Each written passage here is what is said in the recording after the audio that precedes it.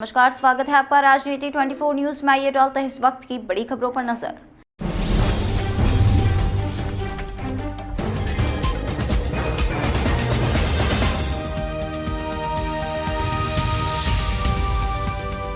जया किशोरी कथावाचक की कथा को विधायक संजय शुक्ला द्वारा निरस्त कर दिया गया है। निरस्त करने का कारण बताते हुए संजय शुक्ला ने बताया कि परमिशन जिस नाम से मांगी उस नाम से न मिलते हुए दूसरे के नाम से दी गई, जिसको आचार संहिता को देखते हुए कथा को निरस्त कर दिया गया है। एवं संजय शुक्ला ने बताया कि यह पूर्णतः गलत है कि भाजपा पार्टी धार्मिक कार्यों में भी अपने इस तरह का कार्य कर रही है।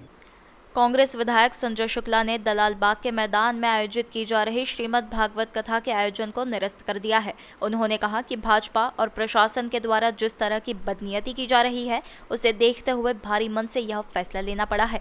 शुक्ला ने दोपहर आयोजन स्थल पर अचानक बुलाई पत्रकार वार्ता में कहा कि भाजपा व प्रशासन की बदनीयती के कारण जया किशोरी जी की 7 दिन की भागवत कथा निरस्त की जाती है। इस आयोजन के लिए सागर शुक्ला की ओर से प्रशासन को अनुमति का आवेदन दिया गया था। इस आवेदन पर कोई कार्यवाही नहीं हुई। इसके चलते शनिवार को मैं पुलिस आयुक्त कार्यालय पर गया। इसके बाद कथा की अनुमति मेरे नाम पर जारी की गई। उन्होंने कहा कि भाजपा के दबाव में प्रशासन काम कर रहा है।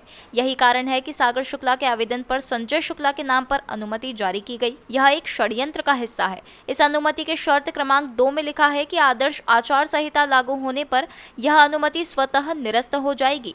इस हिसाब से यह अनुमति आज दोपहर में निरस्त हो गई है। क्षेत्र के भाजपा प्रत्याशी कैलाश विजयवर्गीय इस कथा के आयोजन से भयभीत थे। यही कारण है कि प्रशासन ने यह सारा कार्य किया।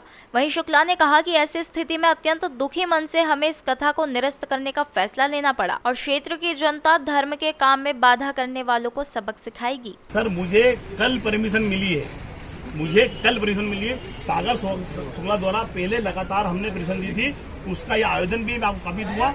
उन्होंने मल्हारगंज थाने ने बाकायदा सागर शुक्ला नाम लिखा हुआ है, सागर संजय शुक्ला नाम लिखा हुआ है। अब बाकायदा डीएसपी साहब ने लगातार हमको उन्होंने लिख के दिया है कि ये सागर शुक्ला के नाम पे, परंतु जब परमिशन दी गई है, जब परमिशन दी पर कल हमको दी तो संजय शुक्ला के नाम पे दी हुई। तो इससे आप समझ सकते हैं कि कितना षड्यंत्र रख सकते हैं। तो उसी कारण से सरकार इनकी है, ये कुछ भी कर सकते हैं। अच्छा, चुनाव में वैसे टिकट कांग्रेस के भी जारी नहीं हुए हैं। कांग्रेस पार्टी का समर्थन है। कांग्रेस पार्टी का ही समर्थन है। कांग्रेस पार्टी का मैं कैंडिडेट हूँ, कांग्रेस पार्टी का मैं विधायक, कांग्रेस पार्टी का सदस्य हूँ। तो कांग्रेस के साथ ही टिकट वैसे जारी नहीं। सही लग रहा है आपको? कहीं ना कहीं दबाव में काम कर रहा है। नहीं आई है कांग्रेस की, लेकिन क्या आपको ऊपर से हाईकमान ने ओके कर दिया है कि आप ही लड़ेंगे चुनाव?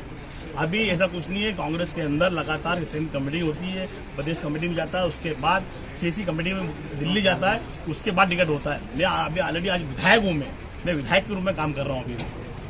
संजय भाई, जिस तरह से आपने बताया कि षड्यंत्र किया जा रहा है, तो पहली सफलता तो मिल गई आप? सर, मेरी पहली सफलता जब भी मिल गई थी मेरी, जब मेरे सामने राष्ट्रीय महामंत्री आदरणीय कैलाश विजयवर्गीय उतरा कि मतलब मैंने अपने विधानसभा में विकास करा है, जनता की सेवा करी है, उनके दुख और सुख में गया हूँ और धर्म के काम में तो मैंने सब लगातार हर काम करा है। तो मेरे सामने इतना भारी भरकम प्रत्याशी उतारा गया। तो ये मेरी सबसे पहले मेरी जीत थी। जनता मेरी भगवान है। जनता के लिए मैं हमेशा लड़ता रहता हूँ। पहले कोरोना काल हो। तो आप भी मानते हैं उनको भारी भरकम प्रत्याशी? मैं नहीं मानता, भारतीय जनता पार्टी मानती है बहुत बड़े भारी भरकम है, परंतु 10 साल से ना प्रदेश में रहे ना देश में घूमते रहे, सब जानते हैं। आपके पारिवारिक रिश्ते भी रहे हैं। कल भी एक वीडियो चला था, आप गले मिल रहे हैं, पैर छू रहे हैं। देखिए, हमारा चुनाव में अगर टिकट मिलता है आपको तो क्या परिस्थिति है? भारतीय संस्कृति कहती है कि अपने बड़े बुजुर्गों का पांव पड़ना चाहिए, बड़े बुजुर्गों का सम्मान करना चाहिए। जिंदगी में भगवान के बाद कोई है तो माँ बाप वो बड़े बुजुर्ग होते हैं, तो वो मेरे से बड़े हैं। तो मैंने बाकायदा, मेरे को वहाँ गुरुजी ने बोला था कि आप उनके गले मिले, तो मैंने ही बोला था कि मैं गले नहीं मिलूंगा, कि मेरे से बड़े हैं, मैं पैर पड़ूंगा उनका। सर, उनने प्यार से गले लगा लिया आपको? कांग्रेस प्रत्याशी बनाती है, आपको टिकट देती है, तो आपसे चुनाव लड़ेंगे 1 नंबर के अलावा? मैंने पहले भी बोला, मैं विधानसभा 1 के अंदर पैदा हुआ हूँ, विधानसभा 1 में मरूंगा, विधानसभा 1 में लड़ूंगा, मैं विधानसभा 1 के अलावा कहीं नहीं जाऊंगा। जनता का रूप तो अब मालूम पड़ेगा, क्योंकि हमने निरस्त अभी करी है। हमने सब लोगों ने निर्णय लिया बैठ के कि इस कथा का उत्साह आप लोग दे सकते हैं कि लगातार हमारी माताएं बहनें, जब हम उनसे निमंत्रण देने गए थे तो लगातार वहाँ की माताएं बहनें, वहाँ के बुजुर्ग हमारे साथ घूम रहे थे। संजय भैया, क्या धर्म पे सत्ता भारी पड़ रही है? बहुत बढ़िया। धर्म पर सत्ता आपने देखा भारी पड़ी है। आप खुद देख रहे हैं, आप खुद मीडिया के माध्यम से देख रहे हैं कि मेरे को परमिशन नहीं दी गई थी।